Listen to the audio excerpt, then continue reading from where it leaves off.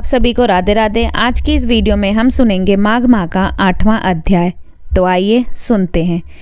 यमदूत कहने लगा कि तुमने बड़ी सुंदर वार्ता पूछी है। यद्यपि मैं पराधीन हूँ, फिर भी तुम्हारे स्नेहवश अपनी बुद्धि के अनुसार बतलाता हूँ। जो प्राणी काया, वाचा और मनसा से कभी दूसरों को दुख नहीं देते, वे यमलोक में नहीं जाते। हिंसा करने वाले वेद, यज्ञ, तप और दान से भी उत्तम गति को नहीं पाते। अहिंसा सबसे बड़ा धर्म, तप और दान ऋषियों ने बतलाया है। जो मनुष्य जल या पृथ्वी पर रहने वाले जीवों को अपने भोजन के लिए मारते हैं, वह कालसूत्र नामक नरक में पड़ते हैं और वहाँ पर अपना मांस खाते और रक्त पीप पान करते हैं तथा पीप की कीच में उनको कीड़े काटते हैं। हिंसक, जन्मांध, काने कुबड़े, लूले, लंगड़े, दलिद्री और अंगहीन होते हैं। इस कारण इस लोक तथा परलोक में सुख की इच्छा करने वाले को काया, वाचा तथा मन में दूसरे का द्रोह न करना चाहिए। जो हिंसा नहीं करते उनको किसी प्रकार का भय नहीं होता। जिस तरह सीधी और टेढ़ी दोनों प्रकार की बहने वाली नदियाँ समुद्र में मिल जाती हैं, वैसे ही सब धर्म अहिंसा में प्रवेश कर जाते हैं। ब्रह्मचारी, गृहस्थ, वानप्रस्थी तथा यति सभी अपने अपने धर्म का पालन करने और जितेंद्रिय रहने से ब्रह्मलोक को प्राप्त करते हैं।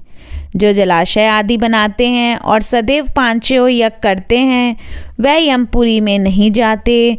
जो इंद्रियों के वशीभूत नहीं हैं, वेदवाती और नित्य ही हवन यज्ञ का पूजन करते हैं, वह स्वर्ग को जाते हैं। युद्ध भूमि में जो शूरवीर मर जाते हैं, वह सूर्यलोक को प्राप्त होते हैं। जो अनाथ, स्त्री शरण में आए हुए तथा ब्राह्मण की रक्षा के लिए प्राण देते हैं, वह कभी स्वर्ग से नहीं लौटते। जो मनुष्य लूले, लंगड़े, बाले, वृद्ध, अनाथ तथा गरीबों का पालन करते हैं, वह भी स्वर्ग में जाते हैं।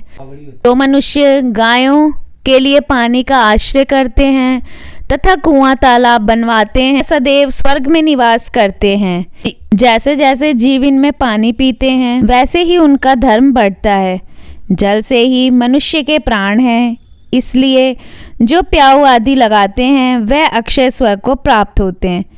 बड़े बड़े यज्ञ भी वह फल नहीं देते जो अधिक छाया वाले वृक्ष मार्ग में लगाने से देते हैं। जो मनुष्य वृक्ष रोपण करता है, वह सदैव दानी और यज्ञ करने वाला होता है। जो अच्छे फल तथा अच्छी छाया वाले मार्ग के वृक्षों को काटता है, वह नरकगामी होता है।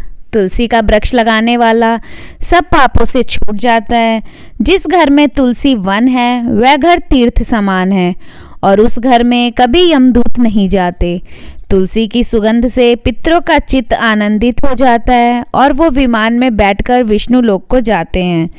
नर्मदा नदी का दर्शन, गंगा का स्नान और तुलसी दल का स्पर्श, यह सब बराबर बराबर फल देने वाले हैं। हर एक द्वादशी को ब्रह्मा भी तुलसी का पूजन करते हैं। रत्न, सोना, फूल तथा मोती की माला के दान का इतना पुण्य नहीं जितना तुलसी की माला के दान का है। जो फल आम के 1000 और पीपल के 100 वृक्षों के लगाने से होता है, वह तुलसी के एक वृक्ष के लगाने से होता है। पुष्कर आदि तीर्थ, गंगा आदि नदी, वासुदेव आदि देवता सब ही तुलसी में वास करते हैं।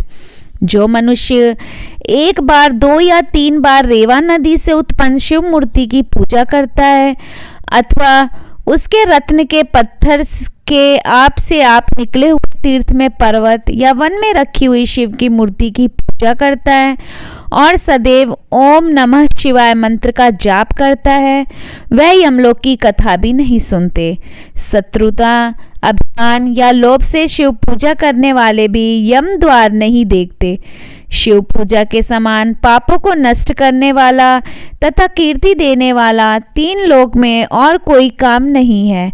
जो शिवालय स्थापित करते हैं, वह शिवलोक में जाते हैं। ब्रह्मा, विष्णु तथा शिव का मंदिर बनाकर मनुष्य बैकुंठवासी होता है। जो भगवान की पूजा के लिए फूलों का बाग लगाते हैं, वह धन्य है। जो माता पिता देवता और अतिथियों का सदैव पूजन करते हैं वह ब्रह्मलोक को प्राप्त होते हैं। तो यहाँ पे हमारा 8वां अध्याय समाप्त होता है। इसी तरीके के अन्य अध्यायों को सुनने के लिए मेरे साथ जुड़े रहें अपने चैनल भक्ति दीपिका पर। वीडियो को पहली बार देख रहे हैं तो लाइक कीजिए, शेयर करिए और अगर चैनल पे नए हैं तो चैनल को सब्सक्राइब करिए, बेल आइकन दबा ताकि नोटिफिकेशन मिल सके। धन्यवाद।